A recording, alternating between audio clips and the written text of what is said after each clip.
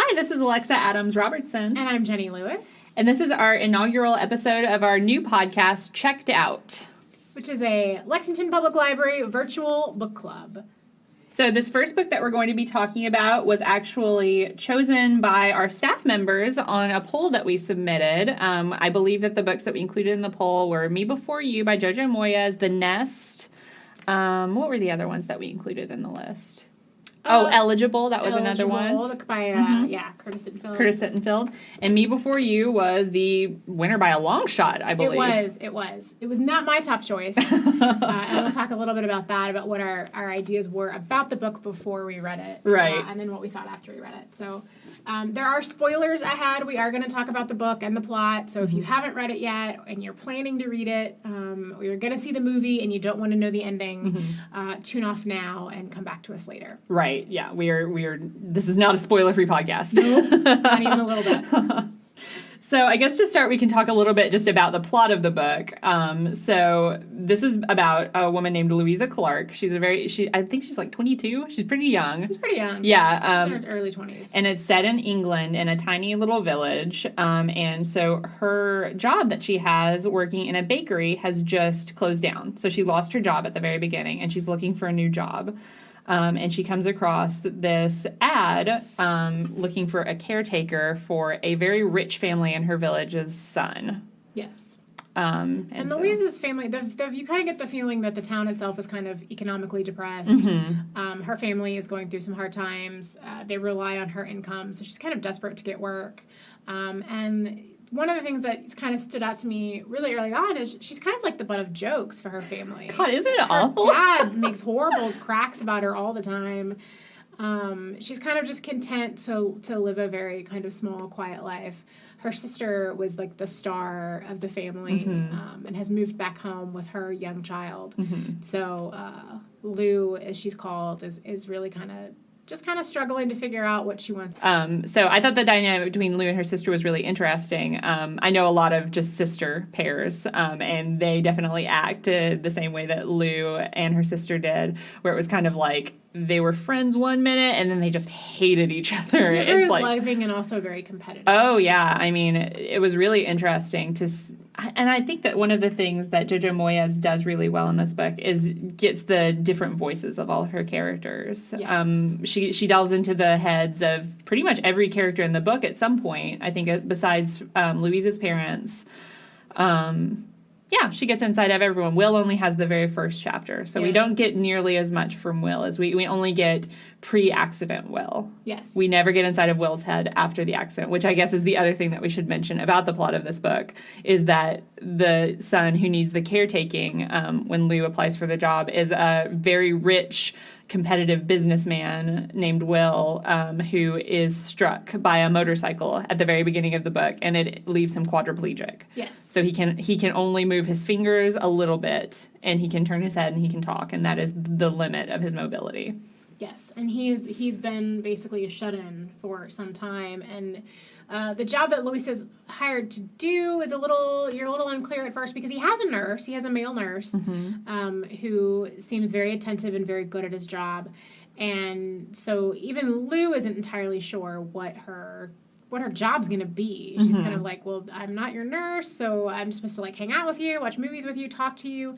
As the book goes on, you realize that she was really hired to kind of be a friend and try to help pull him out of, he's in a severe depression after his accident, and his parents want him to come out of that, and they are hoping that having someone young and energetic and full of life around will help pull him out of that funk, out of that depression. Right, yeah. And I thought it was so funny. There was a lot of she really does make Louisa completely clueless in regards to pretty much everything. I mean, she's a very good just like stand-in for the reader, because it's like she has no idea what caring for Will entails. There's a lot of worry about catheters at the beginning. She's just like, I don't want anything to do with that.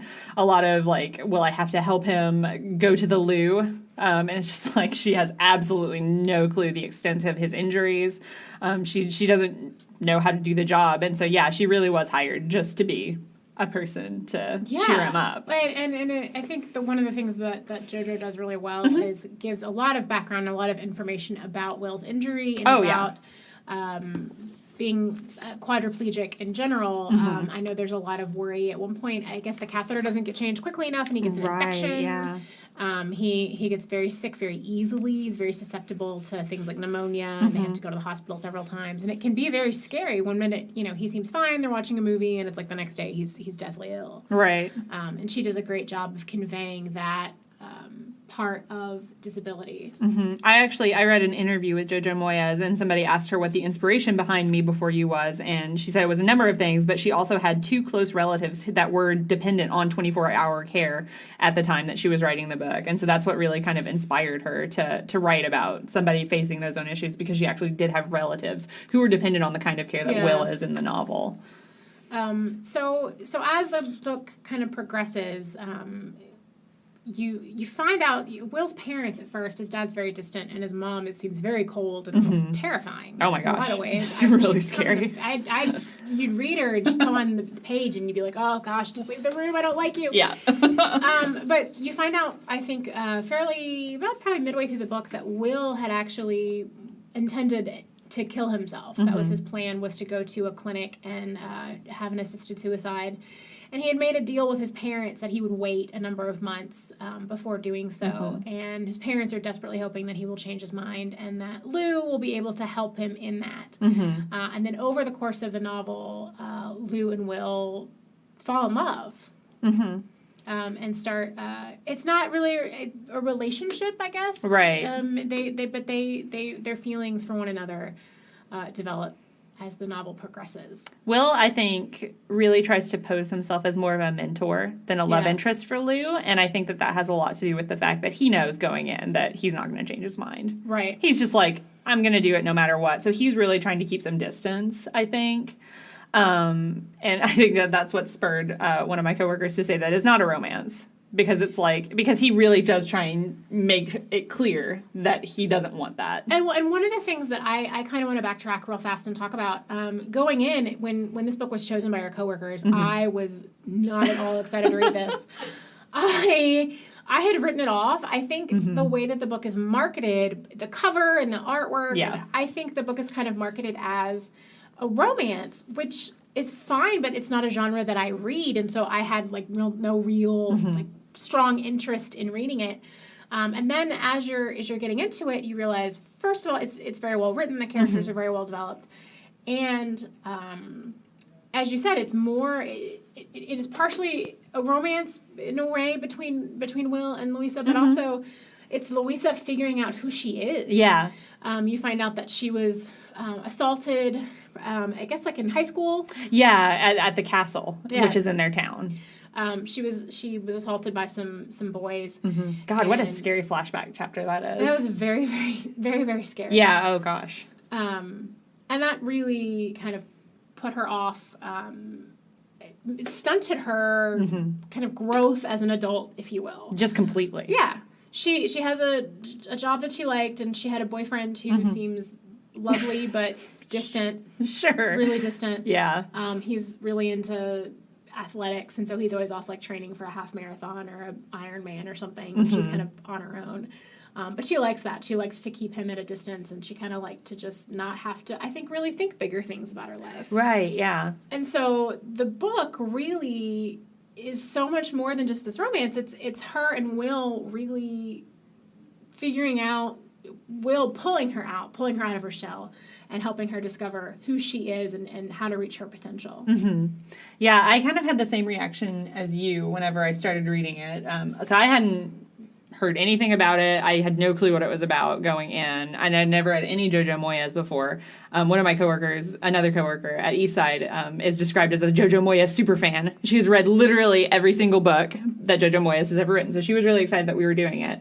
But I read the first chapter, which is told in Will's perspective, as I said earlier, and it's pre-accident, so it's Will at like the height of his corporate overtaking, just like jerkiness, and I was just like, I hated it. Yeah. I was just like, I read that first chapter and I was like, oh, is it? I was like, it felt kind of 50 Shades to me. I was kind of getting like Christian Grey vibes. It's much better written. Yeah, and it's funny. There's like he's getting ready to go to work, and there's like this gorgeous model in his bed, and I was like, it's very James Bond. Oh, it's right? super like, cliche. It's just like, did a man write this like as some sort of like self-fulfilling fantasy? It was just like so just.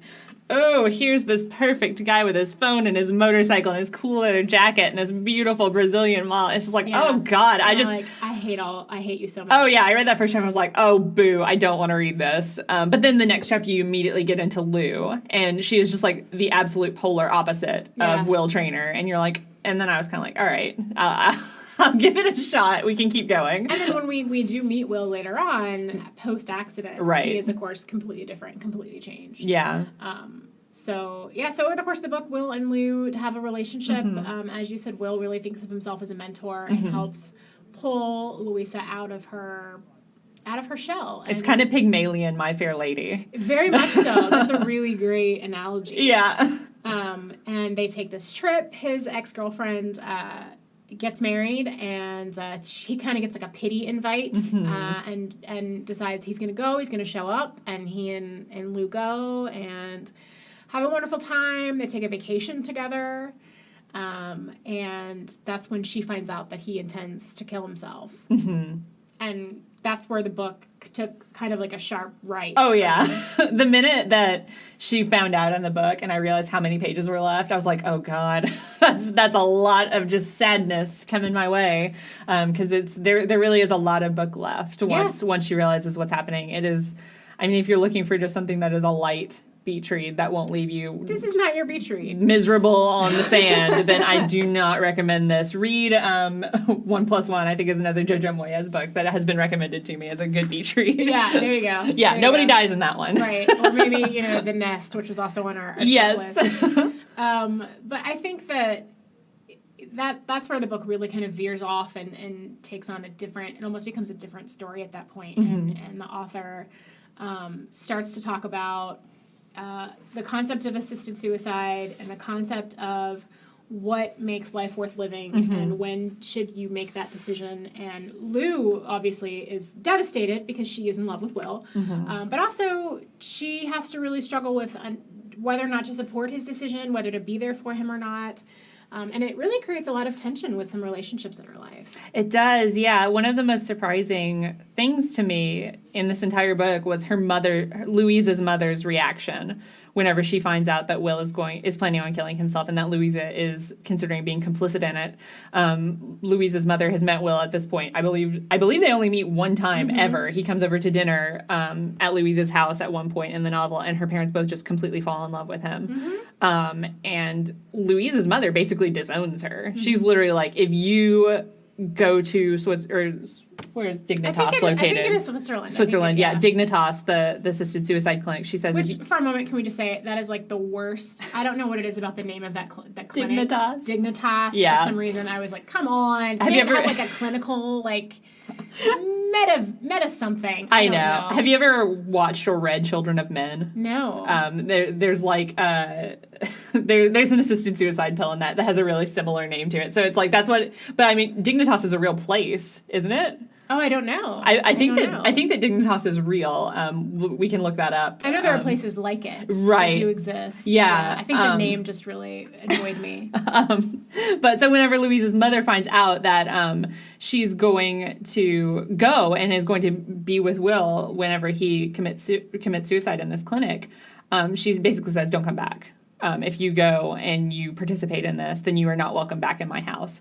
And I thought that was really cold. I mean... to disown your child for something like that. Yeah, and it's just like, I mean, you really do kind of get a sense of two different mothers in this book, because you get a lot of Will's mother, and you really look at this woman as being so cold and just awful in a lot of ways, especially when you're viewing her through Louisa's lens, because Louisa's just like, oh God, she's terrifying. But then when you get inside of Will's mother's head, I mean, she cares so much for Will, and it's like she's doing literally everything she can do to keep her son alive. Absolutely. And he's a grown man, and he's chosen that he doesn't want to be. And I mean, she has to come to terms with that. And it's just like, I mean, what can you do? Exactly. He's a grown-up. Exactly. Well, I think once you find out what she's wrestling with, then you suddenly have a lot more sympathy for her. Absolutely. It kind of like the roles of the mothers reverse, because at first I was like not into Will's mother at all, and Louise's mother's like so cute and charming and like takes care of her father and all this stuff. And I really just like found myself just absolutely being furious with her at the end of the book. Do you think that maybe part of Lou's mother's problem is, you mentioned she's taking care of her aging father. Do you think that that's part of it, is being the caretaker role and helping someone through the natural aging process that maybe she can't understand? Yeah, I definitely think that Jojo Moyes was trying to kind of present two sides of a coin there, where it's like, here's Will's mother who has accepted that her son has made this decision, and here is Louise's mother who is kind of like just clinging desperately to keeping somebody there with her. Because, I mean, her father, Louise's grandfather in the book, I mean, he can't even really talk. I believe he had a stroke. And he's just entirely dependent on Louise's mother for everything. That's literally all Louise's mother does in the book, is take care of her father. And I think that that's really kind of two different views on keeping somebody around whenever they can no longer take care of themselves. Yeah. I mean, it's a lot of work. I mean, and so Will's mother was totally willing to put in that work, to hire as many nurses as she can. But at what point do you have to let the adult make the Do you have to let the adult make the decision? Do you have to let somebody go? Everyone's going to die. Literally everyone. I mean, it's going to happen at some point. And Will is a cognizant adult who decided that he's going to die sooner or later, probably sooner, because he does get delaying a catheter change for an hour gave him a life-threatening infection. Right. So I mean, it's like he's not in peak health. I mean, it's probably going to be sooner rather than later. He's not going to live a long life like he probably thought he would, and like most people hope for. And so he's trying to kind of take back a little bit of that decision-making power that was taken from him when he was in the accident. Well, you're getting into some of the questions that staff brought up for us. Oh, yeah. Go ahead and delve into some of the ones that we polled our staff who had read the book and loved it and recommended it, and asked them to submit some discussion questions for us. So we're going to go through some of those. The first one we have is, should Lou have supported Will by being with him for his death, even though it caused a rift between her and her mother? Did Will have the right to kill himself? What do you think, Alexa? I mean, I absolutely think she should have supported him, and I absolutely think that Will had the right to kill himself. I mean, like I said, Will is a cognizant, rational adult. Yes, he was depressed. I'm pretty sure he was on medication for that. He took just handfuls and handfuls of pills every day, and I somehow doubt that his mother would have let the whole depression thing slip by her without doing something to address it.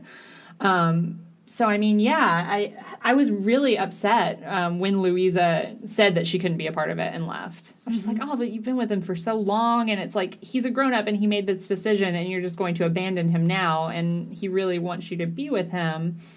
I mean, we were talking a little bit before we started recording that if I were in this position and I had some sort of life-altering condition or something like that, I certainly wouldn't rule out something like this. I mean, they're not everywhere in America like they are in Europe.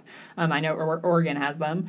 But it's just like, I mean, I can't imagine if my husband wouldn't support me in that. I mean, if it's like, no, go do it by yourself. I mean, that would just be heartbreaking. I mean... I agree. I see why Lou... You know, initially she says she's not going to go, and she takes off, and she's very upset. And then at the end, she decides to go be with him and support him.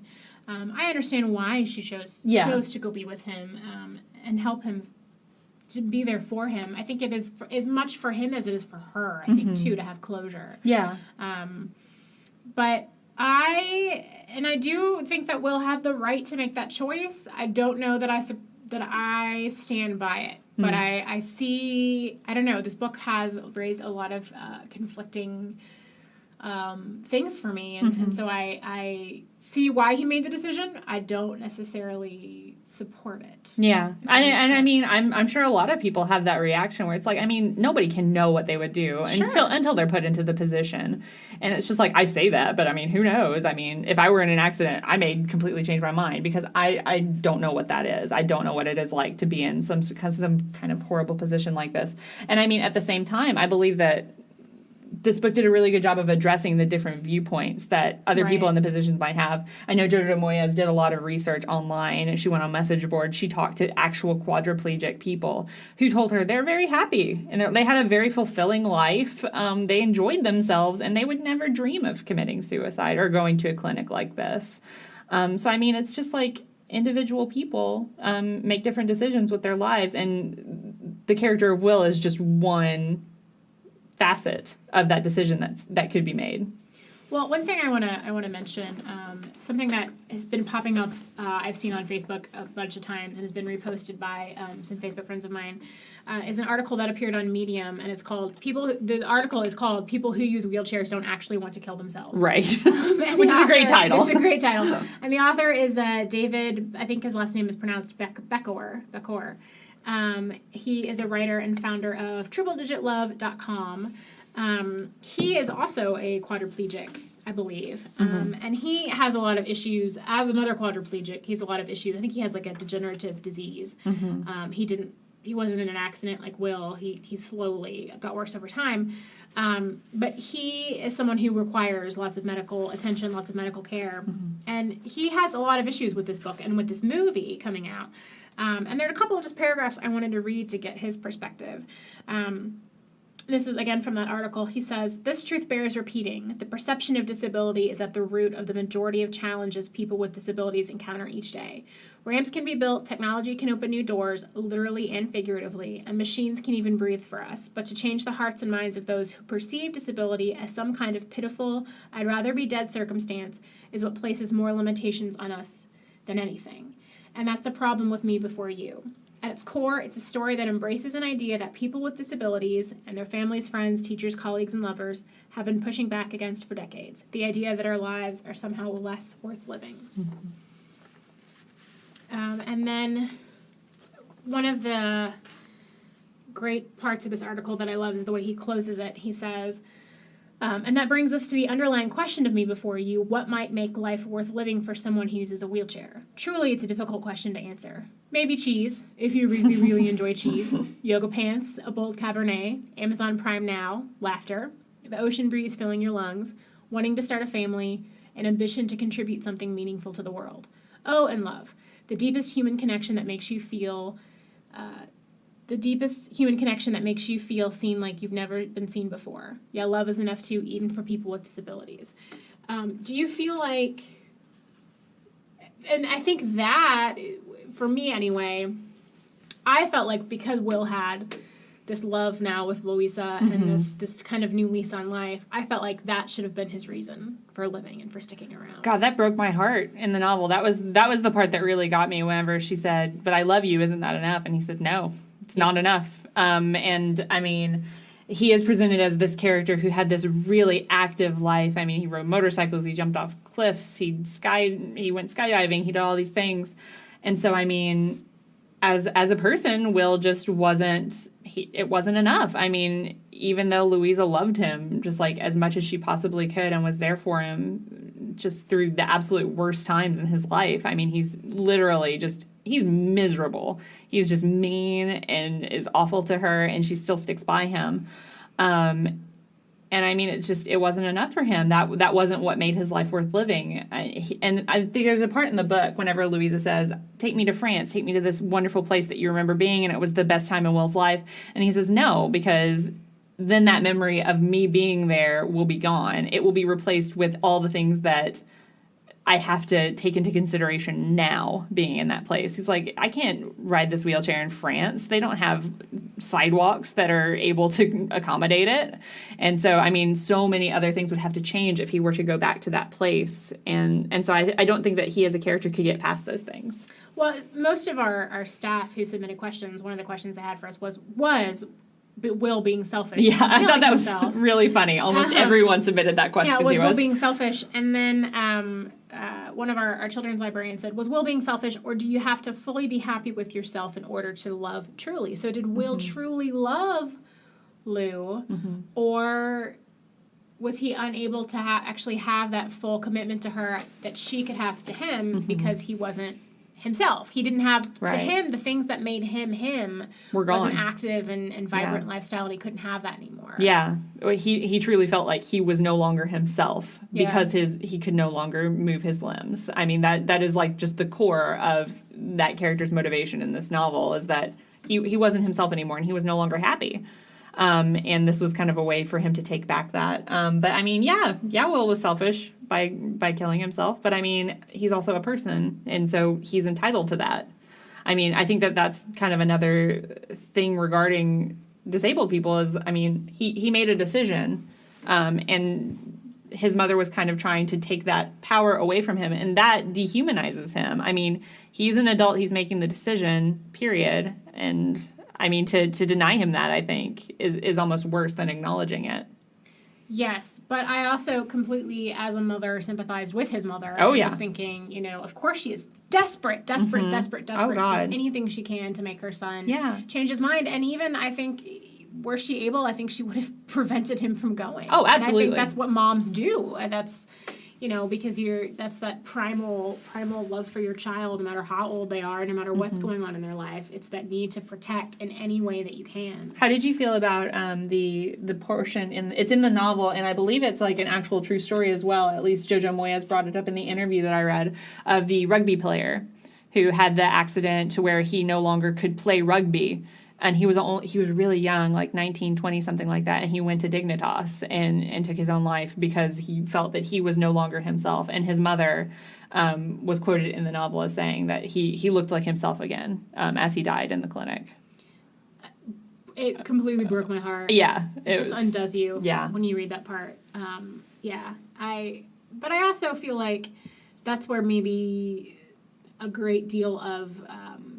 as this author in this Medium piece says, we need to maybe rethink disabilities and rethink what makes us us. And I think it's hard if your whole identity is wrapped up in being a physical person and you can no longer be a physical person, or if your whole identity is wrapped up in being an artist and you lose your arms in an accident or something. How do you restructure that thinking of who you are?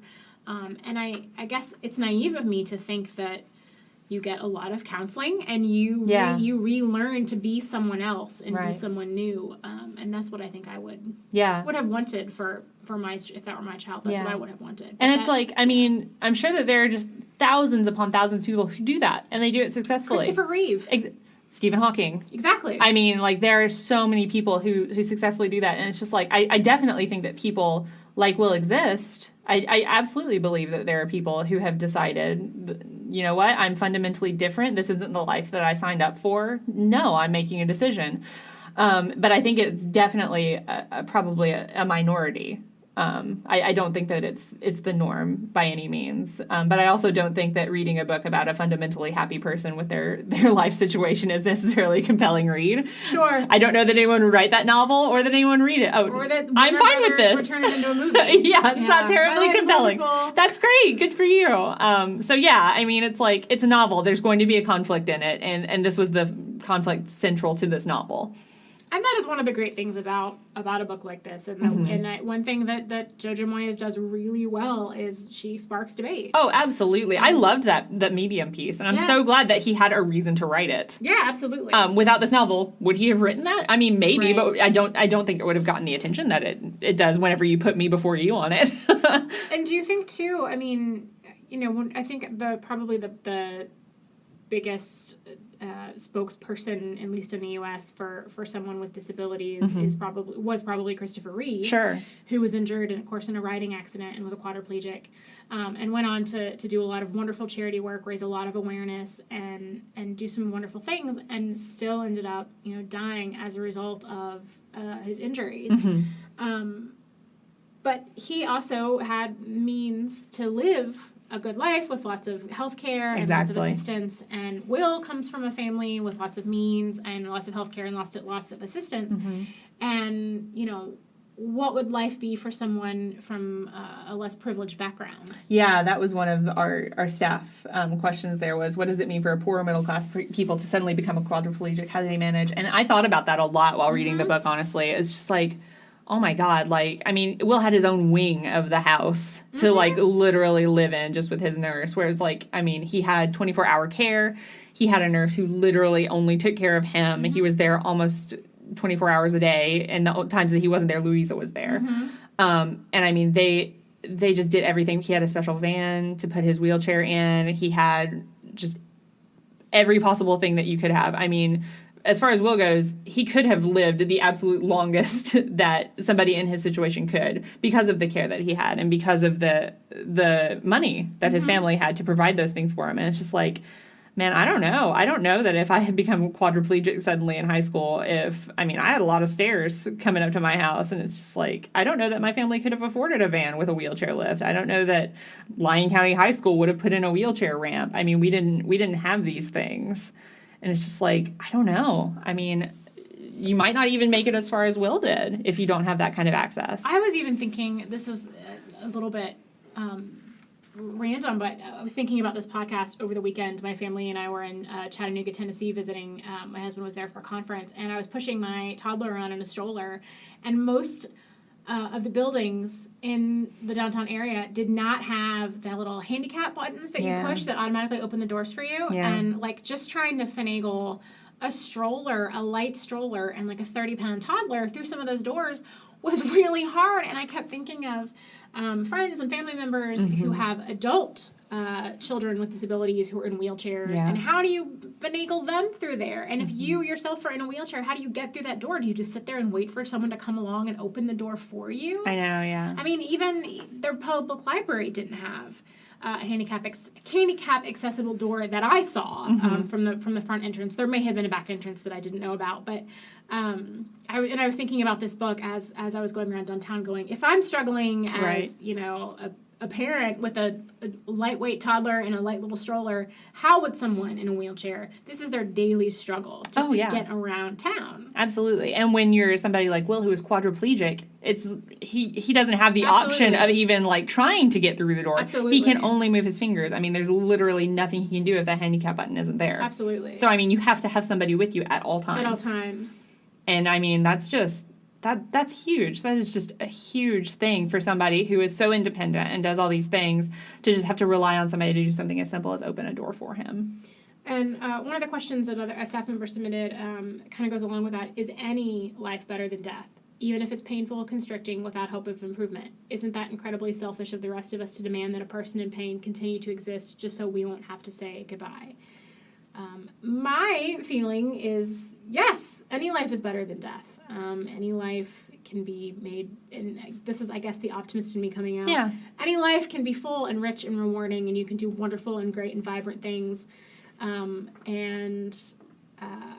wished that Will had seen that and had seen what his potential, he still had so much to give the world, and he chose not to do that because it was painful. And maybe that is selfish of me to say, no, you need to stick around because Louisa needs you and your mother needs you. Yeah. And you can still give the world something. And Will didn't want to. Yeah. And I mean, it's like, I think what we're learning here is that human beings are selfish. Yeah. So Will's selfish. Everyone was selfish for wanting to keep him there when he didn't want to be there. He's selfish for wanting to leave. And it's just like, I mean, I'm the opposite. I don't think that any life is better than death. I don't know that. I mean, we were talking a little bit. We both had people in our families who did have Alzheimer's, and I don't know that I would be able to consign myself to that life. I mean, I've seen it happen, and I know that there are plenty of people who do it. I mean, my grandmother lived for 10, 13 years with Alzheimer's, and it was like my mother saw her, but it was so painful for my mother to go and see her every day. I mean, and it's a situation that you wouldn't wish on anybody.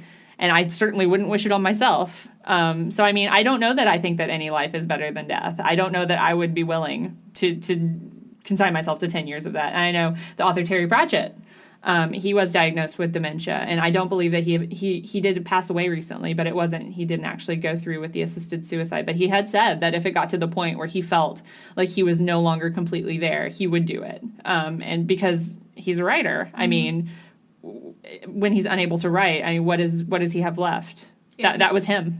Yeah, if he can't express himself, then he feels like that part of him is gone. Yeah, yeah. And so it's just, I mean, I'm kind of with Will there.